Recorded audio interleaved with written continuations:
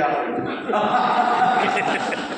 मैंने कहा मैं तो कब से तैयार बैठा हूं, पर साथ मेरे लेने के बाद लाचार बैठा हूं। अब इसमें ना तेरी कोई खता ना मेरी कोई खता, पर मुझे इस बात का नहीं पता कि शादी वाले दिन जब घोड़ी पर होकर सवार मैं पहुंचा मंडप के द्वार, तो तेरे पिता ने 5 लाख रुपए देते हुए कहा, बरखुरदार ये मेरी इज्जत तुम्हारे हाथ में है, कहीं जानी नहीं चाहिए बेटा, वैसे हर महीने आते रहेंगे, लड़की मायके नहीं आनी चाहिए।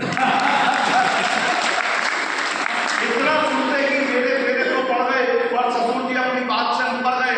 और मुझे इस बात का ना कोई दुख है ना कोई पछतावा, ना कि मैं पछता रहा हूं, बल्कि आज तक ईमानदारी से अपना धर्म निभा रहा हूं, क्योंकि मैं जानता हूं कि पैसा पैसा तो आना जाना है, पर घर में जो लक्ष्मी है वही मेरे लिए बहुमूल्य है। आपको लगेगा कि आपकी जिंदगी की बात है जो मैंने कही है कि वो जो बहुत करीबी थे ना, वो जो बहुत करीबी थे ना, अब उनसे ही दूरी है। वो जो बहुत करीबी थे ना, अब उनसे ही दूरी है। कुछ उनकी मजबूरी होगी, कुछ अपनी मजबूरी। वो जो बहुत करीबी थे ना, उनसे ही दूरी है। कुछ उनकी मजबूरी होगी, कुछ अपनी मजबूरी है। और रिश्ते रिश्ते यारी वारी सभी निभाए तब जाना, रिश्ते रिश्ते यारी वारी सभी निभाए तब जाना, कुछ नजदीकी लोगों से भी दूरी बहुत जरूरी है।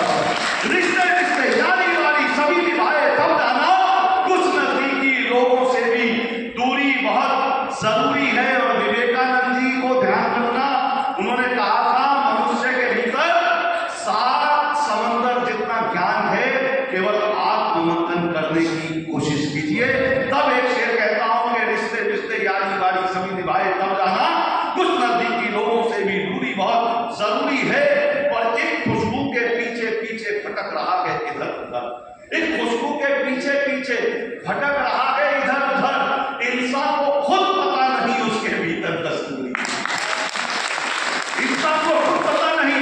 और मरते दम तक ख्वाहिशें रहती हैं। दोस्तों, हवस के हिसाब से जिंदगी मत जियो, जरूरतों के हिसाब से जियो, क्योंकि मरना सन्न व्यक्ति के दिमाग में भी रहता है ये काम तो रह गया और गुरु मौत आ गई। तब कहता हूं कि एक दिन यम के हरकारे ने जब मेरे घर दस्तक दी, एक दिन यम के हरकारे ने जब मेरे घर दस्तक दी, मैंने